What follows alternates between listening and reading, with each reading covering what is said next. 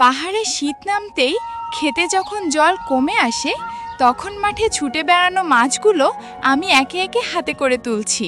আজ তৈরি হবে আমাদের পাহাড়ি অনন্য স্বাদের খাবার। সঙ্গে সংগ্রহ করছি তাজা রসুনের কচি পাতা, সুগন্ধি পুদিনা আর লাল সবুজ ঝালমরিচ। এগুলো শুধু স্বাদই বাড়ায় না, হজমে সাহায্য করে এবং শরীরে এনে দেয় প্রাকৃতিক উষ্ণতা। মাছ আর সবুজ পাতাগুলো পরিষ্কার পানিতে ভালোভাবে ধুয়ে নিচ্ছি, যেন কাদামাটি কিছুই না থাকে। এদিকে মাঠের এক কোণে আগুন জ্বালানো হয়েছে। চিকন কাঠিতে গেথে মাছগুলো সরাসরি আগুনে সেকা হচ্ছে, যাতে ভেতরটা ভালোভাবে সেদ্ধ হয় আর মিশে যায় সেই আসল পাহাড়ি স্মোকি স্বাদ। নিচে গরম ছাইয়ের উপর রাখা হচ্ছে ঝালমরিচগুলো। ধীরে ধীরে নরম হয়ে ছড়াচ্ছে তীব্র সুবাস।